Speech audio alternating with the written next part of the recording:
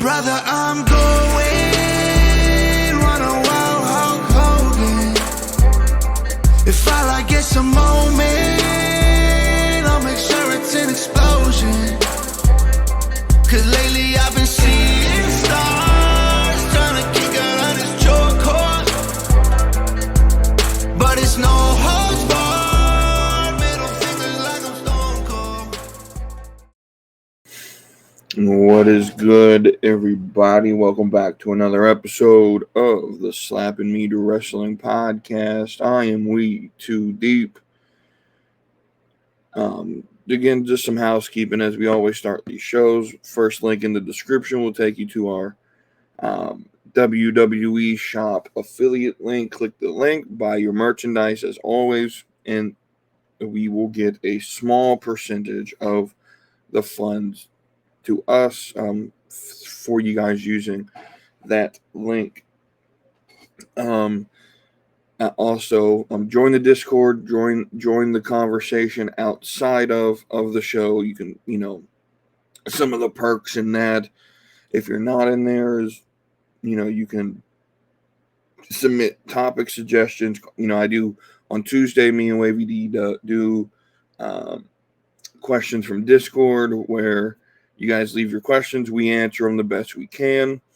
You can do, we do a lot of interactive things on there to try to garner some sort of conversation. But you also get access to the Beyond the Junkyard podcast with James and Cody. They're on there. They'll post their links when they go live and all of that fun stuff there. And just the conversation of talking during the shows and while things are going on and predictions and just it's an avenue for you guys and for all of us to sort of connect and to build a community.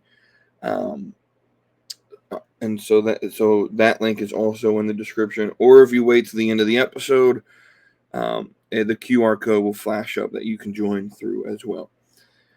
But with that, let's go into the meat of this. Let's talk some wrestling. But that's what we're here for. And so on Tuesday we reviewed the weekend, right? And we talked a little bit about No Mercy. And I wanted to go a little bit deeper than what I went on Tuesday into this card. Me being the NXT guy in the casual community, to my knowledge, there's only two podcasts that I know of where the host of that podcast claims to be a casual fan and it's making content for the casual fans. That's myself, and that is the Casual Wrestling Show with Nerdy D. Right, and we're the only two that I know of. I'm not saying that we're the only two, but we're the only two that I know of that claim to be casual and making content for casual fans.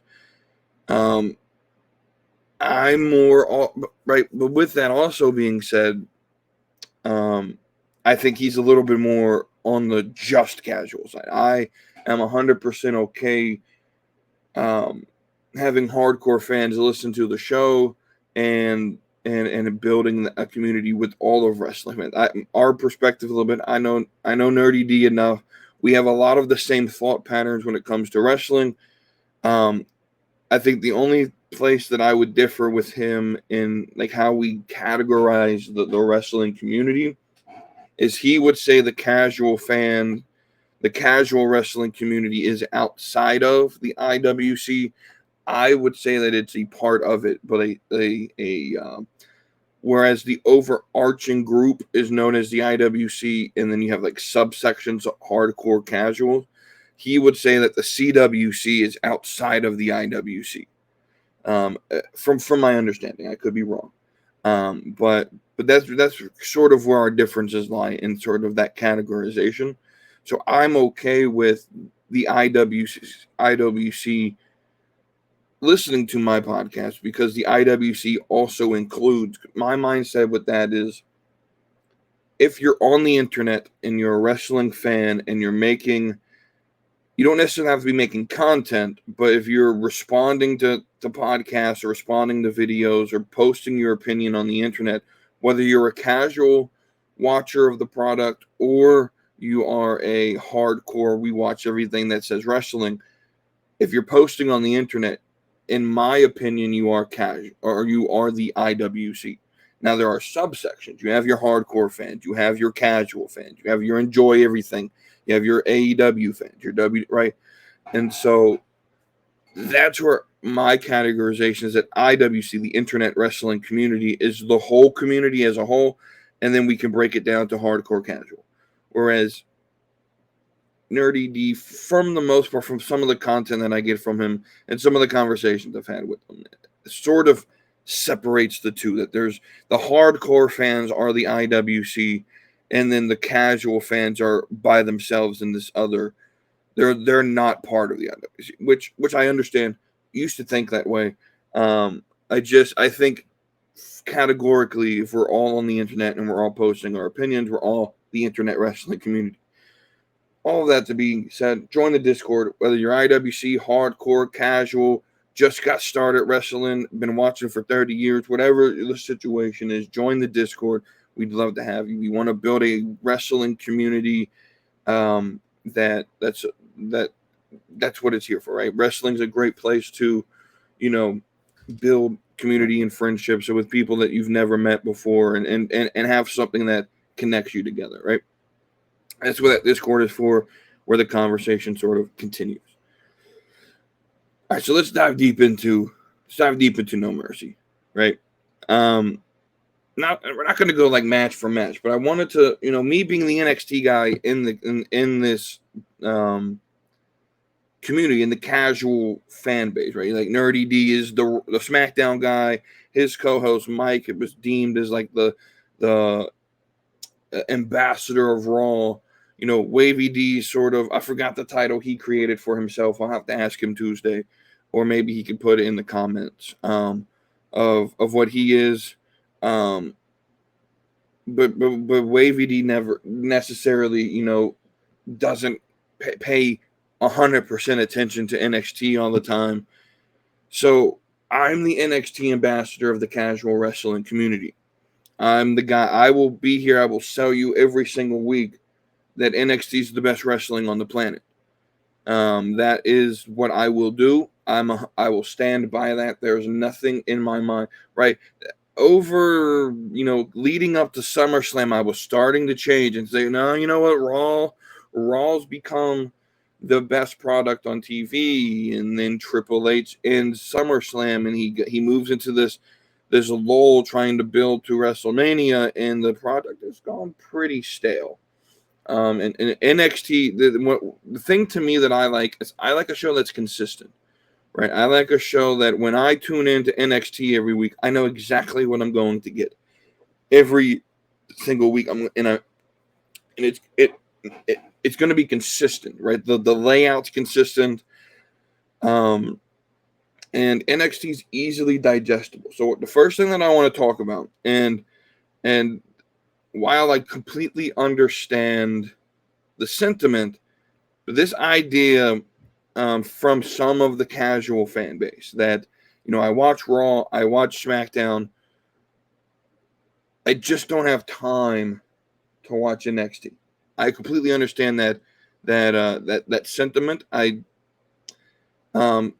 In most cases, I think that, but the idea of like, I can't get behind it. I don't have any emotional connection. If you were tuning in, if you're a casual fan, never watched NXT, and you tuned into No Mercy, and I heard someone say like they tuned in, they turned it off halfway because they had no emotional connection to. And then, so I'll be honest, I didn't watch it on Sunday night. I was traveling, wasn't in a position to watch the show, so I watched it Monday night, right before Raw, right? I got home Monday afternoon, turned on NXT No Mercy. That ended, then Raw literally came on right after, right? So going into this, I felt, okay, did they just not introduce the stories well enough? on the show to where people who haven't been watching the product would understand what's going on. Because that's my number one thing with WWE that I like to give them credit for, is if you can never watch the show except for the PLEs, and you'll know the storyline going into the matches.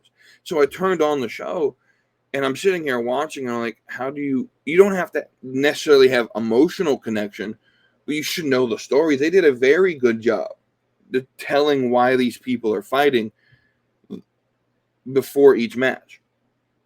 And so this whole idea of, like, I can understand and I can see how you could justify. I just don't have time.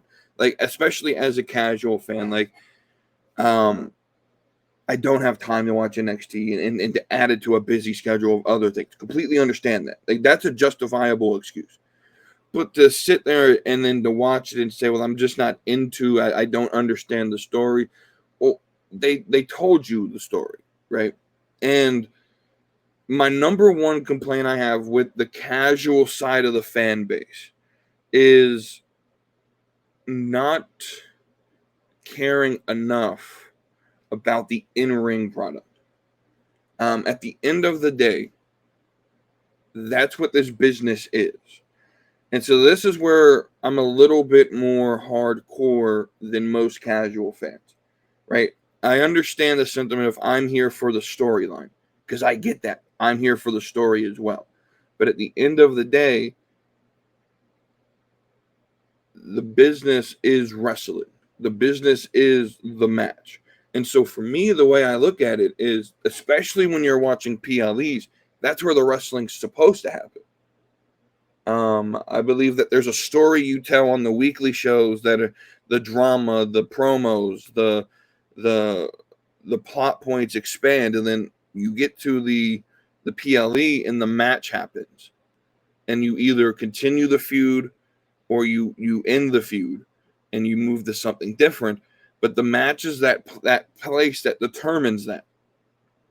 And without the actual wrestling match, the rest of the show doesn't matter. And so I'm not a big fan of these casual fans that come in here and, sort of don't care about the in-ring product. You don't have to necessarily care about the X's and O's, but if, I don't know, it sort of irked me that, I'm not going to watch NXT because it's too wrestling based. That's the business, right? And I think that's actually what draws me to NXT, is while I get gimmicks and while I get storylines and while I get like 95% of the roster on every single episode in some way, shape, or form, I know in that 2-hour period of time, all of that's going to happen, and I'm still going to get really good in-ring action, which is what I watch wrestling for. I watch it for the stories, right? So let's compare it to AEW for me, because I think NXT is the closest thing in the world of wrestling to what AEW wants it to be. I think AEW wants it to be similar to what Black and Gold NXT was, where it was wrestling based, right? And so what I see is that NXT and AEW are super comparable. It is a wrestling based show. What I think AEW fails to do is to give me a reason for why the match is happening, right? 90% of the time when I watch AEW, I'll use an example from this Dynamite. Nyla Rose gets a title opportunity against Mariah May, and from an outsider like me who doesn't necessarily watch the show, this just seemed very random to me that Nyla Rose is getting a title opportunity when, as far as I can tell, Nyla Rose hasn't been on TV in several weeks, if not months. So that's just strange to me, right? So where AEW fails to grab my attention, because I love the wrestling based product, where AEW fails to get my attention is to give me a reason for the wrestling match, right? So like Swerve Hangman, great feud because it's personal. There's a story behind it, right? And it's probably the best thing they have on the product right now. There's a reason for the match, but then so they'll do something like that, but the rest of the show is just match after match after match after match that have zero reason, right? Whereas NXT, the whole show is storyline. We're going to put this match on to continue a story. We're going to do this, and we're going to have this happen, and it continues a story, and we're going to have this happen backstage, right? NXT is the story, but it is also in ring. And so it's the best of both worlds mixed together. And I think that's what makes it very compelling television and easy to watch for at least for me, because it's the best of what I'm looking for. It is the in-ring product and the storyline. It's AEW, but add in storyline for every single gimmick, every single segment of the show is telling me a story. Whereas AEW, for the most part, and this is no diss to them, this is what they've this is their formula. It just doesn't draw me individually. Is right, and so that's my first takeaway from No Mercies. I don't understand how someone can say, I've never watched the product before, but I'm not into the story, because they told you the story. Every single match they gave you a promo leading up to the story to try to fill in that gap, right? And I feel like they did a very good job at doing that, right? So we start with the banger tag team match to get the action pumped up, and excuse me, and we get a title change right away with Fraxium winning the titles back. We get Ridge turning on Chase U, which was an interesting touch that I was not prepared for. I knew he was turning. I did not think it would be instantly after losing the titles, right? But then watching NXT from Tuesday, and he gave the little speech in the classroom a couple weeks ago where he says, "As long as we're champions, I'll have your back." That should have been the seed that told us that if they lost the championship, he was turning that night. That was the seed. Like, I heard that, and the spark connected.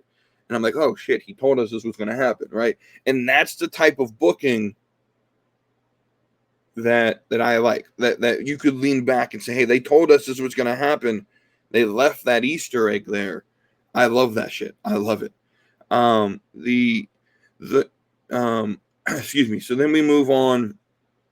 Oba Femi and Tony D'Angelo. I don't actually remember the order of the matches, so I'm just going to go down the card. Oba Femi and Tony D'Angelo was a hard-hitting battle. Thoroughly loved it. Oba looked strong, while at the same time they got Tony D sort of over as like, that the few like so it made sense for him to have a little bit of offense. The offense that Tony D got, it didn't make Oba look weak. And it was just that perfect balance to where you didn't completely squash Tony D'Angelo, but you still made Oba Femi look somewhat like a beast, right? Trying to think of what else happened before the two main events. I'm trying to think of the other match. Shoot, dude. I'm drawing blanks. Let's talk about Roxanne versus Wendy. Excuse me. Wendy faced Kalani. That was one of them. Wendy versus Kalani. And was a solid match. Wasn't anything spectacular. I think Wavy D mentioned this on Tuesday. The two styles were completely different. And so it's really hard when you have someone like Kalani Jordan, who's sort of newer to the product, to the industry, and she basically has to lead this match. Typically in the wrestling world, typically they have a person in the ring who calls the match, and it's typically the stronger of the wrestler. So I don't necessarily know who they considered that, who was calling the match. I just felt it was a little bit, it felt like the styles were off, right? And I'm just going to be honest, I'm not 100% like into this Wendy Chu, nightmare gimmick. I'm not sold on it. I like that it got Rosemary on NXT TV, but that's about as far as I appreciate it. I just, down the road, it looks like this is probably going to lead to a Tatum versus Wendy Chu match. Hopefully, this means that Tatum can. See, this is my real issue. Is Tatum has an interesting gimmick, but because it's a little bit approaching on like the supernatural, like spooky, like Halloween type gimmick, they automatically pair her with another spooky Halloween type gimmick, which works going into Halloween Havoc. But when you sort of like push her into that mold where that's all she can do is play the background, it really hurts her ability to get a title, which I think she deserves. She's done a very good job over the last year of really developing her skills, her character, and finding a place that makes her unique. And Tatum actually, to me, has everything you want in someone that could be your women's North American champion, right? Talked about the tag matches, talked about the two North American champions. There's a fourth match in here that I seem to have forgotten about. And then we got the two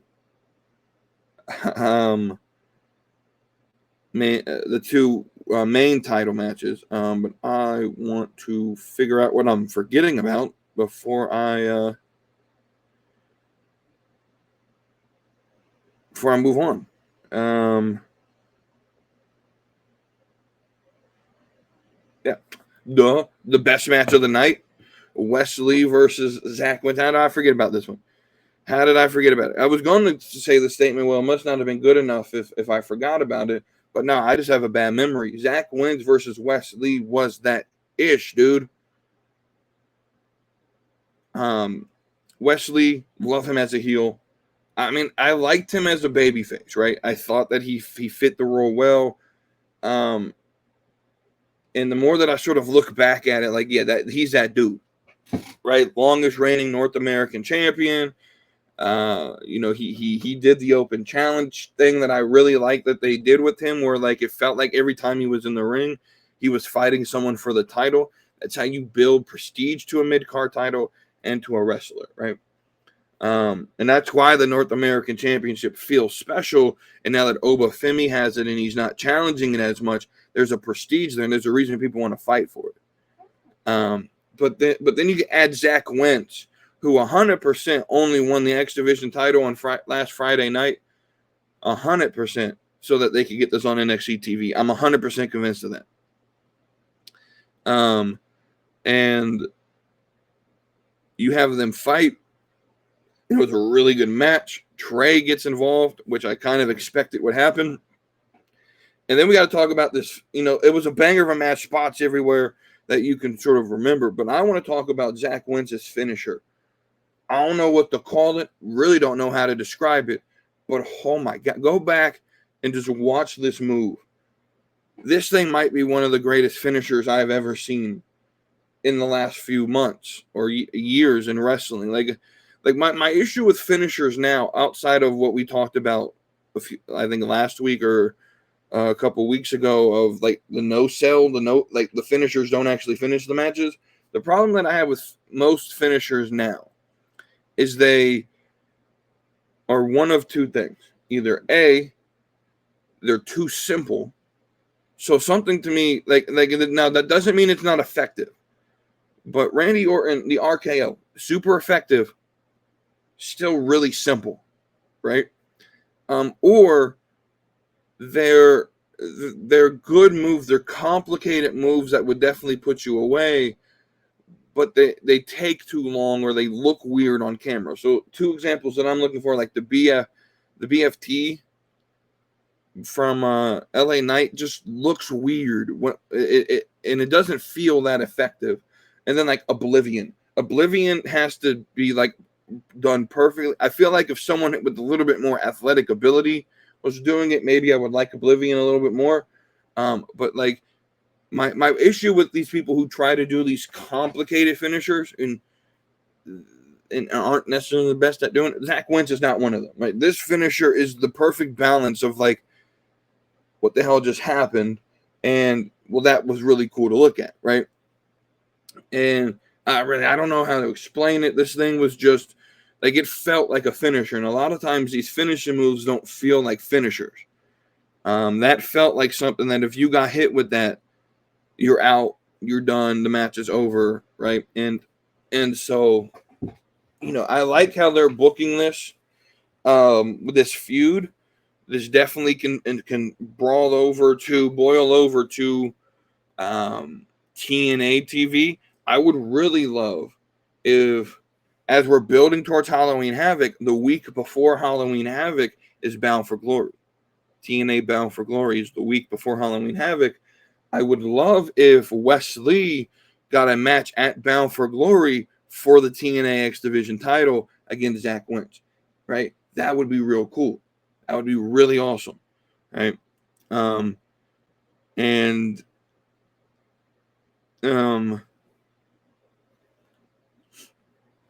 I don't know. I feel like that's where this is headed. The best match of the night, in my opinion. The two main titles. So you got Jada Parker versus Roxanne Perez, which was a really good match. But I think if you're honest, every one of us should have felt like Roxanne's winning this match, and this was all set up to bring in the big surprise. And the question was just, is it Julia or is it Stephanie Vakir going into the night? I think theoretically going into the night, we kind of expected it was going to be Julia because of the dirt sheets. Now, if you don't pay attention, if you're super casual and you don't pay attention to the online stuff, then you may not have seen that, she said goodbye to her grandpa and she left Japan. And we all kind of figured once Marigold was built and started running, so I think the All Japan Wrestling old promoter got fired, and so then he started Marigold, and Julia had like a promise to him that she would help him start that and get it running, and now that's up and good, and so now she's here. And let me tell you something. We talk about aura in wrestling, right? That's a word that's sort of like in all entertainment and all like life. People are so like, show me something that has aura.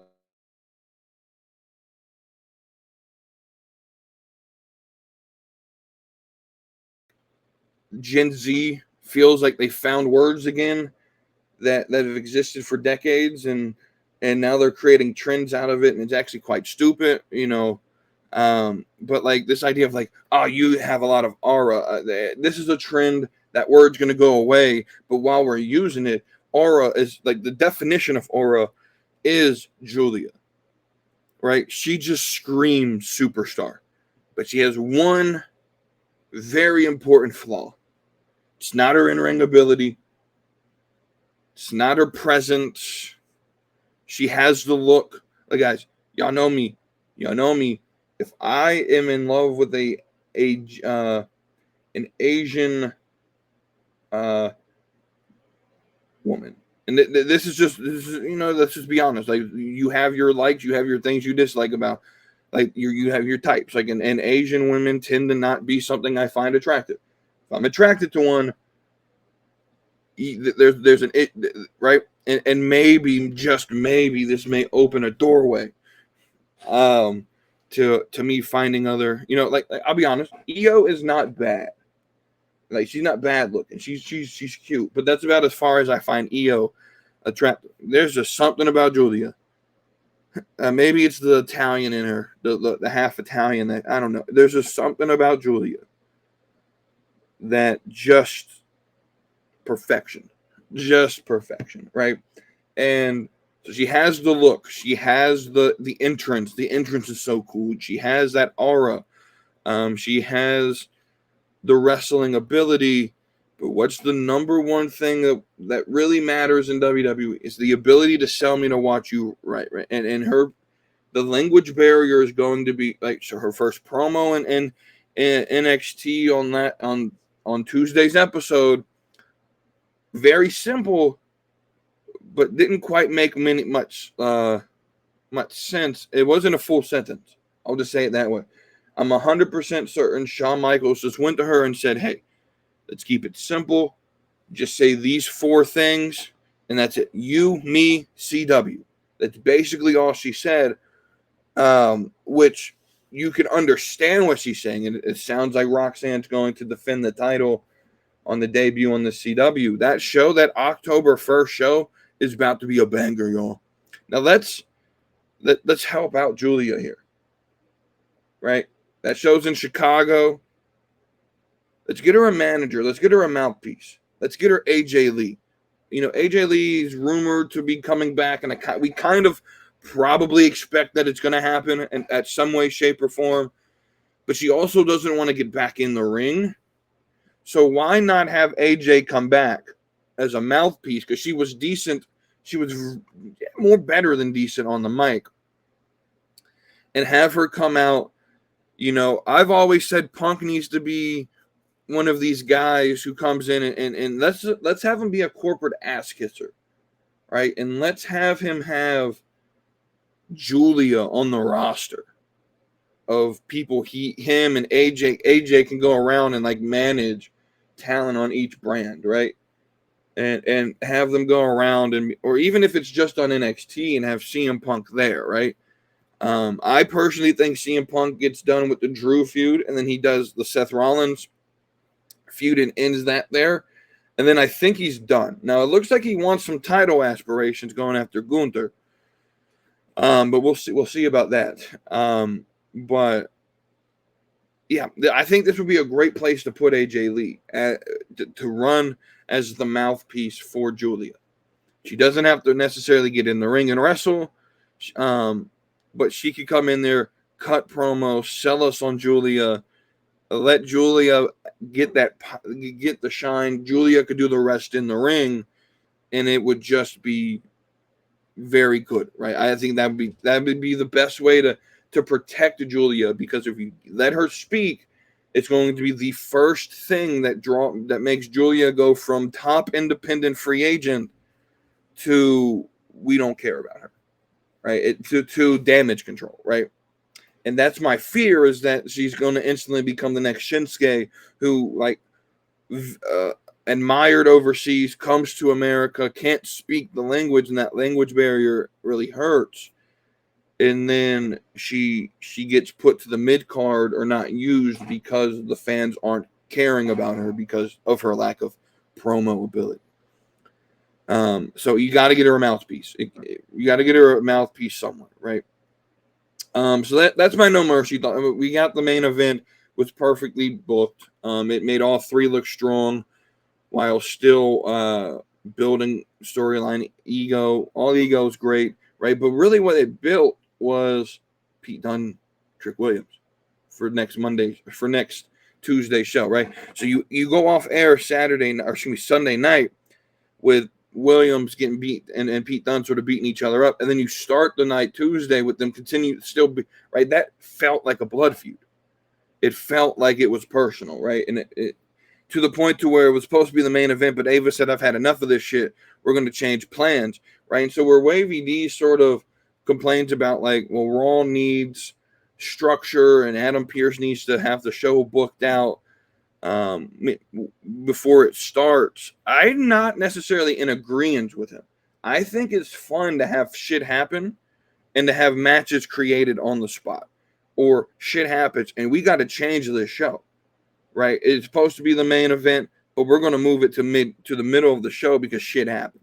I like that sort of break in reality from like, because technically the show's already planned. So, so to make it feel a little bit less scripted, let's have random shit happen that changes the kayfabe booking of the show, right? And like Ava adds shit all the time, where like it feels like Ava doesn't have a show plan, that she knows that such and such is going to happen, but it feels like 99% of the time, like we have like 2 matches planned on NXT, and then like a feud breaks out, and because of 95% of the roster, it feels like it's used, and things happen on a week-to-week basis, that we get random matches that, an interaction happens backstage and then it leads to a match. Prime example this week was Jasmine Nix versus oh shit, who the fuck did she fight? I think it was one of the girls backstage. I can't think of who it was because it wasn't. The first name that came to mind was Petrovic, but she wasn't in that segment. She was in the segment with Brinley Reese and Adonis. But you get the gist. I'm saying, like, Jasmine Nixon, whoever she fought, I completely am blanking on the name right now.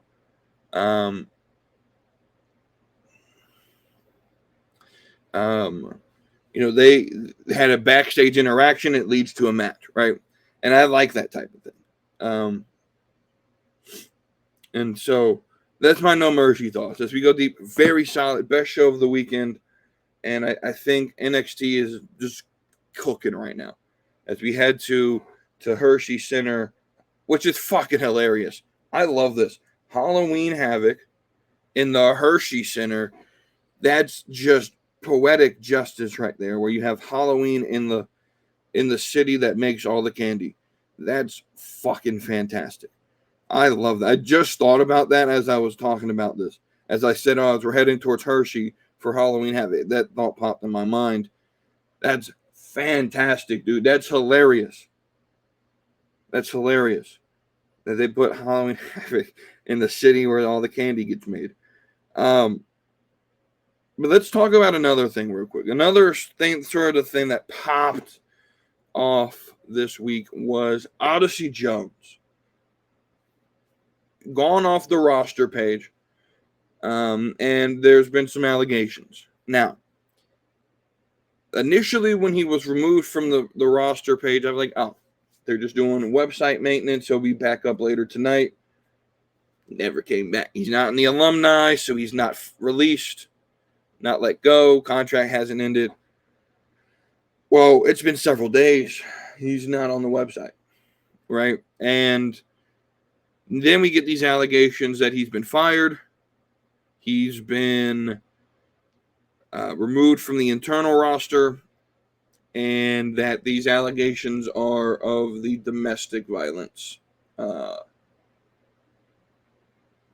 genre or type, right? Now, I have a rule. I don't speak on things as fact until they are proven as fact. That's my rule. So that's my rule with anything, whether it's a political scandal, entertainment scandal, whatever it is. Until I have the facts, I tend to not like to speak on things, right? Because the last thing I want to do is say, hey, 6 months ago I said this about Odyssey Jones, and then, but it's and I went off. All these people saying fuck Odyssey Jones, right? Based on allegations. If these turn out to be wrong, you're gonna have to turn around and say, man, I'm sorry. Didn't mean to curse you like that, Odyssey, right? And so I'm not that type of person that likes to apologize for things, right? And I'm also the type of person that I like to have the information before I say it, because at that point that's slanderous, right? And so there's alleged allegations of domestic assault by Odyssey Jones on someone. Now, can I just be honest for a minute? Here's where I have issue with this. As a man, this is a topic that's touchy for me.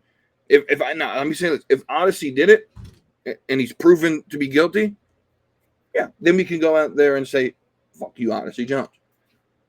But until he's proven in a court of law, I'm not gonna say that, because we've seen this numerous times. We had an entire summer spent, it felt like 2 or 3 years ago, over Amber Heard and Johnny Depp, where Amber Heard accused Johnny Depp of all these allegations. And we go to court and we find in a court of law, Johnny Depp's not guilty. But we do find out, though, Amber Heard was absolutely fucking insane. right? And as a man, these are these type of things where allegations get spread to anybody, right? To anybody, right? And these allegations happen, and I'm not right, and almost instantly we're in a culture where you have to believe the victim, even if they're right. And so my question is this: where's the proof? We're now a week into the saga, and I have yet to see proof of anything. Right now, we're going to talk about why WWE responded the way they did, but let me tell you what I would have done. I'm gonna call you out because I actually agree with you, Kara. One of our listeners, she's in our Discord. She's also in the CWC Discord, right? Kara asked a genuine question. I don't quite understand the Odyssey Jones situation. Why not just put him on leave until he's, he should be considered innocent until proven guilty? Why did he get fired? Very, very innocent question. Very good question. And let me just sit here and tell you, Kara, I absolutely agree with you. I live by the way our country was supposed to be run, that in the eye of the law, you are innocent until you are proven guilty. However, in the court of public opinion, which seems to matter more than the court of law in our culture today, in the court of public opinion, you are guilty until you are proven innocent. I don't agree with that, but that's just the situation. That's just the country that we live. That's just the culture and society that we live in. And I don't agree with that.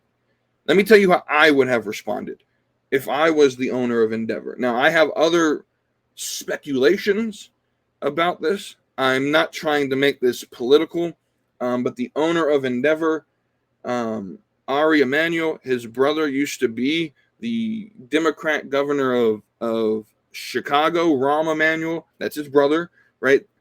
They're super liberal. And again, I'm not trying to make a political conversation out of this, but this idea of like canceling someone over observations, it fits the course. It fits the course of this cancel culture from the left type thing, that until you don't have to even be proven to have done anything wrong.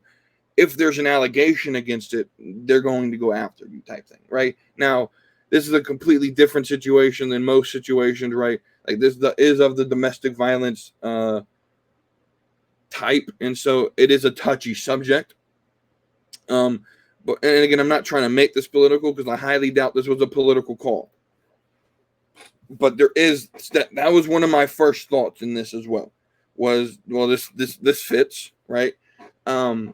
With the people who own, I think that's the first thing. We have to understand that WWE is owned by new people now. They're owned by Endeavor. It's going to run 100% different than if this was done under Vince McMahon. I highly doubt this is news that Odyssey Jones is released. He's probably removed from TV. Vince would probably let it blow over for 6-8 months. Odyssey Jones is right back on TV. That I honestly believe that's how Vince would have handled it. But they're owned by new people. How would I have handled it? The same way Vince probably would have handled it. Oh, Odyssey, there's allegations against you, man. So unfortunately, we're gonna have to do an investigation with that. And I would make a public statement, because the thing that really bothers me about this is Endeavor has released zero press about this to either get in front of it. They haven't talked about if he was released. We don't know if he's actually released or not. That came from Dave Meltzer, and Brian Alvarez and Sean Ross Sapp and Fightful and all of them. And so the first thing that I want to say is this: if those are your sources, I'm not going to instantly believe you. I'm sorry, I'm just not. Until it is a WWE verified press release that Odyssey Jones has been released, I'm not going to 100% agree that he's been released. So what I'm assuming happened is they removed him from the Eternal roster. He's probably been suspended for some way, and they're doing an investigation, or they've done an investigation and they found him to be guilty. The second, though, if they've done an investigation and found him guilty, why not release a press release to explain that you've done an investigation? It just feels everything just feels a little bit sketchy to me. I'm gonna be completely honest with you. on this instance, right? Because the source that apparently claimed to be beaten by him, it's an anonymous account that got started in June, and I'm sorry for sounding suspicious of these allegations. If they're true allegations, he needs to be, then yes, let justice have its course. But I'm not going to take allegations from an account that was started 6 months ago, if that less than 6 months ago, like 4 months ago. I'm not really going to take an anonymous account, like, and I hate to say this, but where's the proof? If he beat you, show us the proof. You said you had proof. Where is the proof? Right? That's just my take on it. So how would I have handled it? I would have been very public. I would have been very out in the open with everyone. Hey, Odyssey Jones is going to be put on paid leave, paid suspension, where he will not be allowed to participate in anything with the company. However, because he hasn't been proven guilty yet, we're not going to stop him from getting paid. So it's like, I'm not going to take a paycheck away from the man just because of an allegation, right? I'm dead honest with you there. I would put him on paid leave. I'd tell him, go enjoy the next few months on vacation. When we need you to answer questions, please come in. That's as far as we'll need you for. We will need a statement from you. We got some questions. We're going to do an investigation. And until this thing gets solved, you can't be a part of the company. You're on paid suspension, right? You'll be paid. You'll get a paycheck every 2 weeks for your salary, just like normal, right? And there's that. And be very up and blunt with them. If this investigation finds that you are guilty, obviously you will be terminated. But until the investigation is done, at this point, you still technically work for us. You're just on paid leave, right? That's how I would have handled it. And I would have had a press conference, and I would have explained all of that we're doing an investigation. And if found guilty, we would, go to the furthest extent to get justice for the victim, right? That's how I would have handled it. Let's talk about why WWE handled it the way WWE handled it. If he is actually released, this is the idea. This is the idea. It's the Enzo Amore Velveteen Dream situation, right? Where allegations happen, and we're just going to instantly cut ties with you without knowing any information, because it's easier to fix amends with you than it is to fix amends with the court of public opinion, who doesn't forgive, right? The court of public opinion doesn't forgive. And so that's what rules everything. And so we don't need people being upset that, we don't need investors leaving us. We don't need sponsors leaving us over these allegations. And so what we're going to do is we're going to make an extreme decision. Odyssey Jones, you're fired. We're going to do an investigation, and we're going to see if this goes through the court process or whatever, and you're proven not guilty, then we'll bring you back, Odyssey. If you're still interested, we'll bring you back. But we're not going to hold on to you for you to be found guilty. So then we have to be like, oh, you kept him even though he was guilty and you had information before, right? And so this is just it's a marketing thing. It's a PR thing. It's a, hey, we just don't want the company to look like we're holding on to someone, right? And I think that's an absolute bullshit way to run a company, but it's the way corporations run. I think it's soft. I think that if I was an employer, I have my employees back until he's proven to do something wrong, right? That's just how I would operate, right? That's just how I would operate.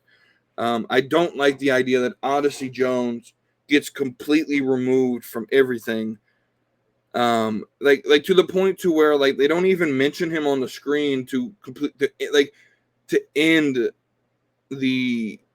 They don't even mention like, oh, he's hurt, or, man, I wish that big guy was still here. We really need some help. We sort of like end up right on screen, like end the story or something, right? I don't like that they just completely wiped him clean from the fact that he was getting a push, right? And it's just the timing just seems very convenient. Seeing that, if this happened in July, when Odyssey Jones wasn't on TV, or sometime before then, before Odyssey Jones was on TV, supposedly, why wait until he's on TV getting a push? Like, see, these are the questions that I start to have with these allegations, because I've seen it time after time after time. Enzo Amore being prime example number one, where an allegation gets made and then it's proven to be false, and so it's really hard to believe someone when they push allegations with limited proof, and the timing just feels off, man. The timing feels, a lot of this is sketchy. We really don't have information, so right, and so that's just sort of how I feel in this situation, right? Odyssey Jones had a lot of potential, and I feel like people, the way it looks to me, is that these allegations are more than likely, in my mindset right now, until proven otherwise, I think it's a false allegation. I'm just going to be completely honest with you. And if it was released, it fucking sucks, dude. Because I hate the culture that we live in, where an allegation gets you fired, right? Typically, like, the way our country should run is, look, man, there's these allegations. We're gonna let this legal system play out, and until you're proven guilty, I got you, dog. But once you're proven guilty, you're fired. That's how I would handle this. I don't like the way this has been handled. I'm gonna be completely honest with you. All right. So the main thing I want to talk about on this is, and I know this documentary that I'm about to talk about, this docu-series, is kind of old, and people probably have found it, but I'll be honest, I got rid of Netflix probably about a year or two ago, and had no interest in keeping it, and with the idea of I'll just get it back when Outer Banks comes back, and then we'll get rid of it again, and then every time there's a new season, I'll just, right. Then they announced WWE to Netflix, so I got Netflix again, and so I've been watching and catching up with some of the things that I've missed. And one of those is this docu-series called Wrestlers. And it's an entire docu-series about OVW. And I don't know, I instantly fell in love with it, right? And I just want to talk about, like, watching this really built my enjoyment for the world of wrestling, right? Some of the stories of these guys, like, when you really get down to it, 90% of the pro wrestlers, if not more, that are in this business, that I love so much, that we love so much as wrestling fans. I know a lot of the casual fans may not feel the same way, but I love wrestling. Like, I really do. Like, it's an industry that is just booming, right? It's something that just, it entertains me. It's like that place that I go to just have a good time, right? The way people treat football, and I feel the same way about football and hockey, right? But the way people feel about that type of sport is the way I feel about wrestling, right? Casual fans may not feel that way. Maybe they're just in it for the storyline, and they don't really think about the background of these wrestlers, right? But when I was watching this docu-series, and I highly recommend it, and it goes into some of these people who've been in the business for 10, 15, 20 years, working for, like, there's a guy there, Cash Flow, who's been in the business for like 20 years. He's never really got an opportunity at the big time. Put his body on the line for 20 years, working for $25, $30, $40, $50 a night. And it's his main way of taking care of his family. That's his career. Right? You see some of these people who are pro wrestlers who've been in it for 5, 10, 15 years, but they work as hotel managers or right. I think 9 or 10 of these people work at the same hotel that one of the wrestlers is a manager at. Like, I think a lot of OVW works at the Holiday Inn. And right? And you just see the dedication these people have to being wrestlers, and they talk about, I mean, it's an adrenaline rush. And like, I don't know, as a fan of wrestling, like that really just like was that hit to me, like, man, these people may never make it to the big time. They're never going to be known by a national audience of millions of people. But they're right. And then we got like Jesse Goddard. Like, he used to be on TNA. Like Mahabali Shira was part of this. Layla Gray is an up and coming wrestler. Hollywood, I think her name's Hollywood something J, Haley J, or something like that. She's one of the young ones. Like, there's people here that they have stories of crazy shit, you know, growing up in Kentucky and all that shit, right? And like, most of these people are never going to see the big time, and they're working for limited funds on a week-to-week basis. And, you know, you got Al Snow running OVW, right? And then you realize that, you know, the company has new ownership, and the show shows this, and like instantly this dude becomes like public enemy number one to me. His name's Matt Jones. And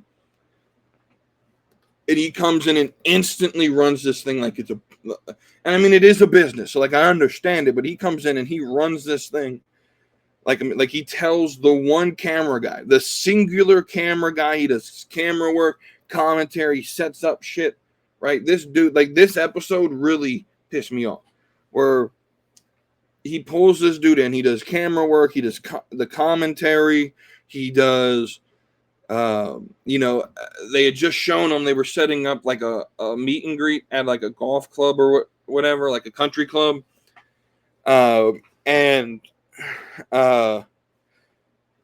he was setting up for that event. They pulled this dude in and was like, man, funds are short. We just don't quite understand why we need you at the salary we need. You need to prove your worth. As if this dude doesn't work 60 something hours. Like, and I feel that, right? Because I've been at that position before where you're busting your ass for someone and they just don't recognize all you do for the company, right? And that got me, right? This dude became public enemy number one, right? And I don't know, man. I'm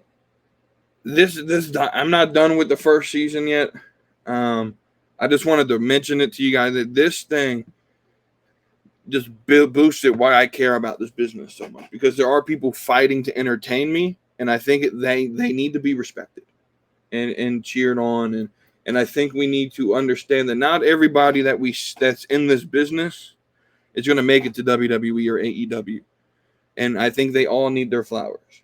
As a wrestling fan, like, the independent circuit needs to be supported, even if you're a casual fan, right? Even if you watch for the storyline, some of the best story work you'll find will be from the independents, from some of these. Now, I'm not talking like PWG or some of these bigger guys where, you know, the Young Bucks come from.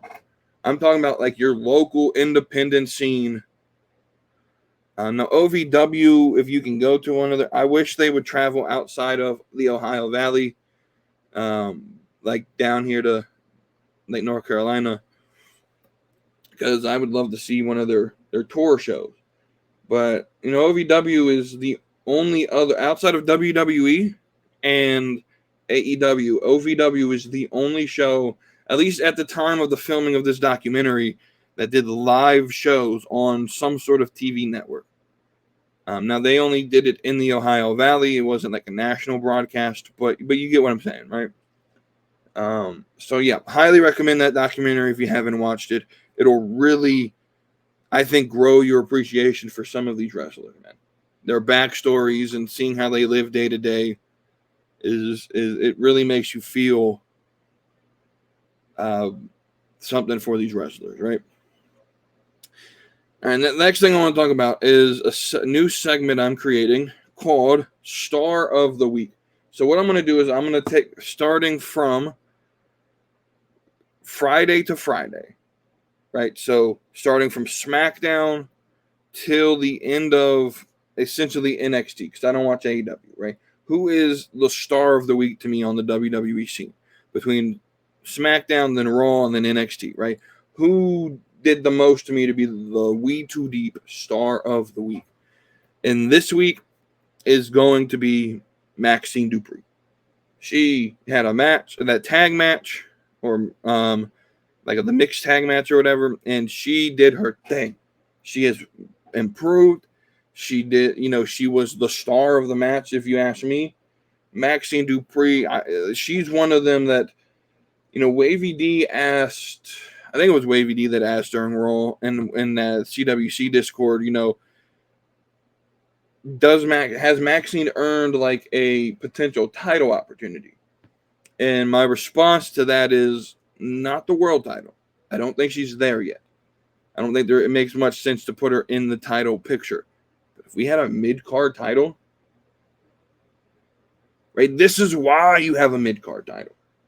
It's so MAXXINE Dupri can get rewarded for for all the work she's put in. And right, you see what's happening on the with the mid-card title in NXT. Everyone's invested. All the women on that roster have a purpose now. Right? If I'm not going to go after Roxanne, if I'm not there yet, if I'm mid-card, if I'm Tatum Paxley, if I'm, Lola Vice, Kendall Gray, Carly Brink, I think is her name, Izzy Dame, right? I have a purpose. And that is I want to prove to Ava that I can beat Kalani, right? Because they're only going to have, so what's the women's title picture? This is, Sean's booking this the way I would book it.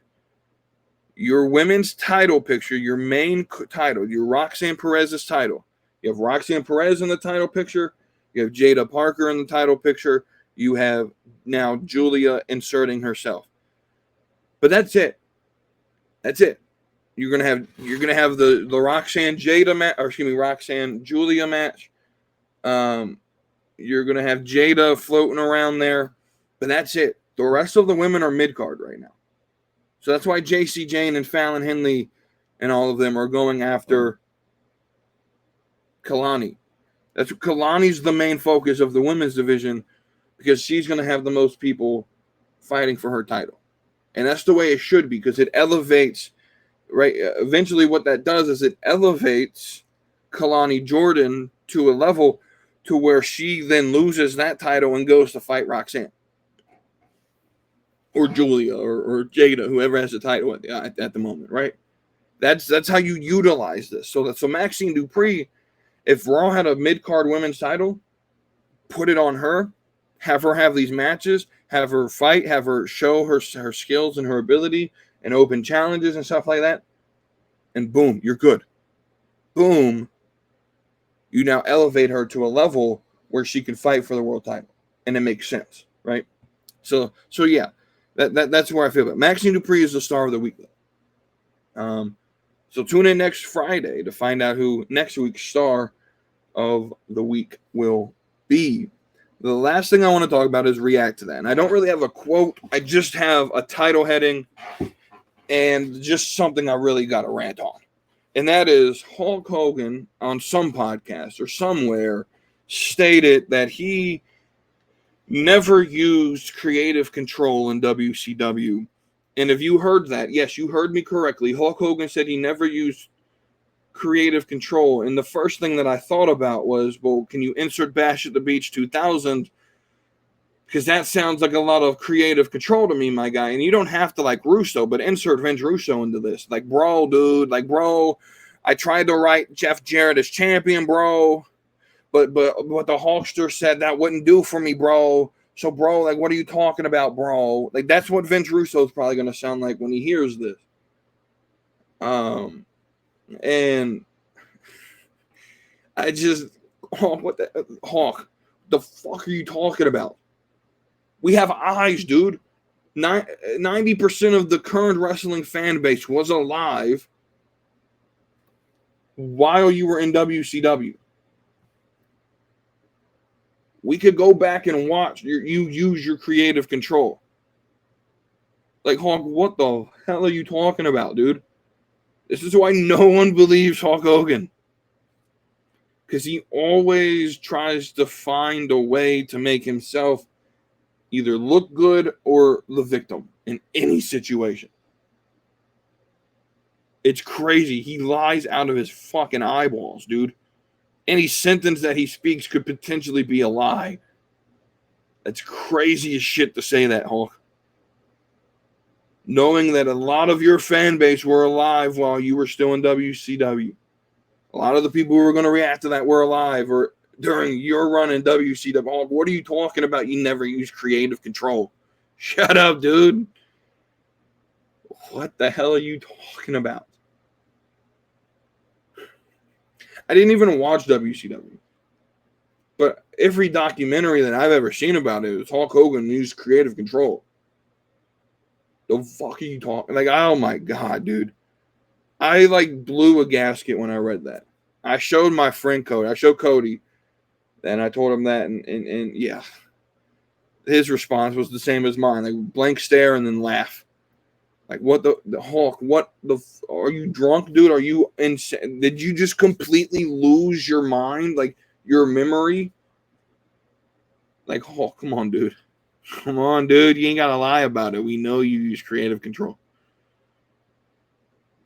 That's the show, y'all. Thanks for listening. Thanks for tuning in and watching. Again, support us by buying your merchandise through the link in the description. Join the Discord. Join the conversation. Would love to carry on with you guys about what was talked about here. If you need help getting on the Discord, let me know. Myself or Wavy D can help you. With that, I will see you guys on Tuesday. Hope you enjoy your weekend and see y'all again on Tuesday. Brother, I'm going run a wild Hulk Hogan. If I like get some moment, I'll make sure it's an explosion. Cause lately I've been